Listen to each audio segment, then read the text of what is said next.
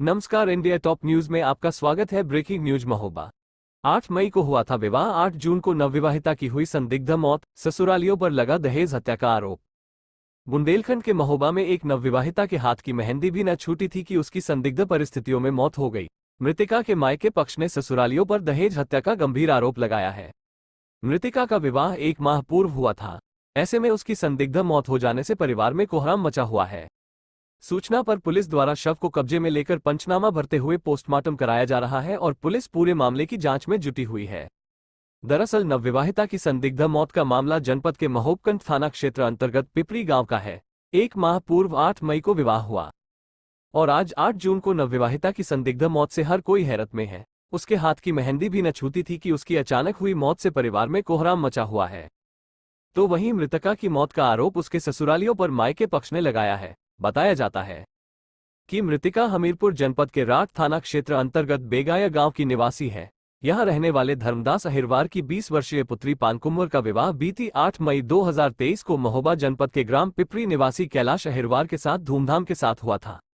लेकिन किसी को क्या पता था कि विवाह के 1 महीने बाद ही नवविवाहिता की संदिग्ध परिस्थितियों में मौत हो जाएगी। मृतिका का परिजन विजय अहिरवार बताता है कि उसे आज सूचना पड़ोसियों द्वारा मिली कि उसकी बहन की मौत हो गई है, जबकि ससुराल पक्ष ने कोई सूचना नहीं दी। बहन की संदिग्ध मौत पर उसने शक जाहिर किया है कि दहेज के लिए अक्सर उसकी बहन के साथ मारपीट हो रही थी। उसे आशंका है कि उसकी बहन की दहेज के लिए हत्या कर दी गई और मायके पक्ष को सूचना नहीं दी गई।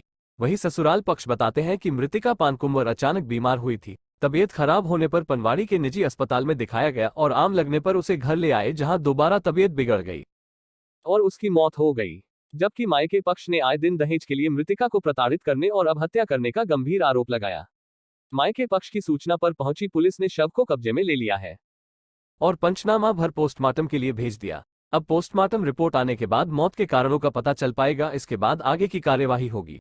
महोबकंद थाना प्रभारी राकेश कुमार राय ने बताया कि पूरे मामले की जांच की जा रही है और पोस्टमार्टम रिपोर्ट आने के बाद ही सारे तथ्य साफ हो जाएंगे, जिसके आधार पर आगे की कार्यवाही। इन लोगों ने फोन नहीं किया और जब एक्सपायर होगी तब मेरे पास फ़ोन किया। वही पड़ोस में उसने मुझे बताया कि तुम्हारी लड़की बहन ख़त्म हो गई है और मांग भी इनकी थी।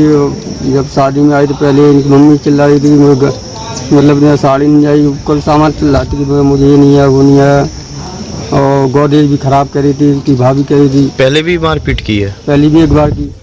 उन्हें बताओ नहीं, तब आगे मैं ना बताओ।